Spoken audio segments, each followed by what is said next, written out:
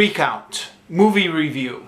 So this is an HBO movie. It came out in 2008 and it was about the 2000 election and the recounting debacle in Florida between Bush and Gore. If you're as old as me, you remember this well. And in fact, I was following the news much more closely at that stage of my life than I am now. So I remember kind of being glued to the TV, watching the news every day, trying to keep track of what was going on back at that time. Which was part of the reason I was reluctant to see this movie, because I thought, I don't want to see this. I know the story. That, and I thought, you know, a movie about recounting ballots? I mean, how interesting can that be? You know, even though I know this is a big moment in American history. And the other reason I was reluctant to see this movie is because it was a made-for-TV HBO movie. Oh, and I thought, it's not going to have great production values. Although that obviously, well, all of these reasons turned out to be wrong. But that reason especially.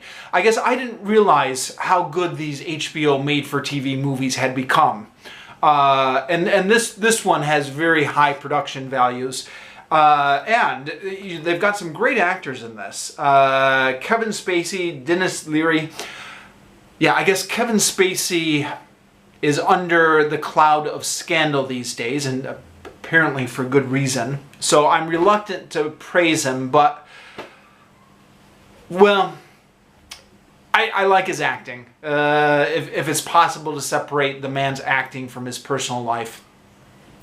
Certainly when this movie first came out, none of those scandals were out there, or I didn't know about them.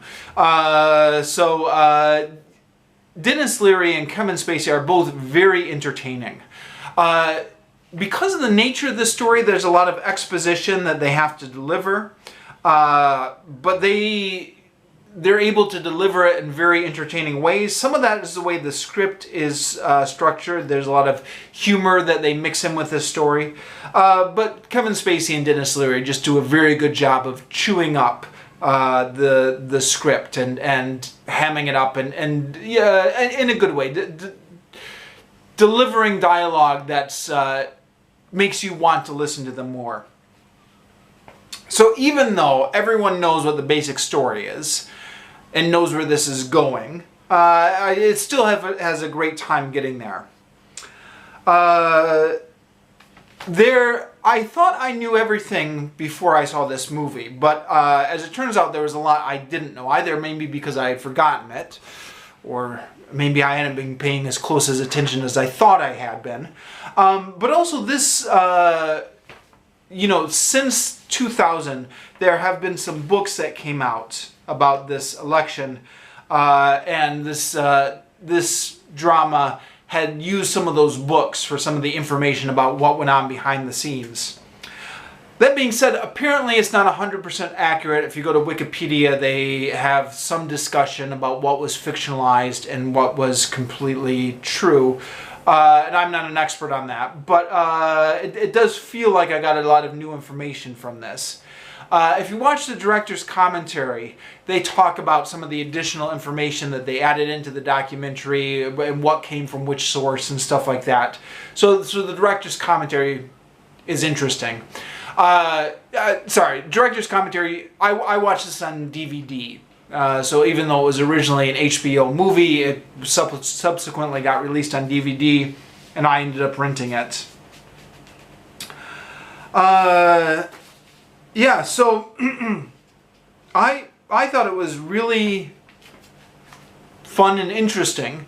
It'll be interesting maybe to see how this movie ages, because you know, I think back to my own college days. I'm taking a course on recent American history in which we had to study the Watergate scandal. Watergate scandal is one of those things. It's very simple in the broad strokes, but if you get into the details about the investigation and who did what and how stuff got leaked to the press and what order it got leaked to the press in, it can get very confusing. So I remember me and a couple of other guys who were in the same class watched All the President's Men. It's kind of a way to try and consolidate this information.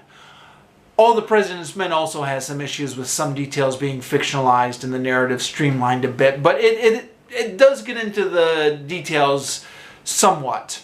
And this movie, Recount, when it came out, was being compared to All the President's Men.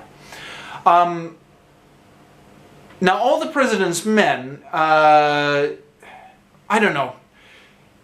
It's not quite as famous as it used to be, but it is still considered a classic movie. This movie, well, it came out in 2008. I don't know if people are still talking about it. But here we are in 2020, which means today's college students were born... Yeah, an incoming freshman was born after the 2000 election, weren't they? So, I imagine this movie could be quite interesting to today's college students who were born after this happened. If this movie is still popular and people are still talking about it and still watching it. I don't know, are people still watching this movie? Let me know if this is still popular or if this is just one of those things everyone has forgotten about.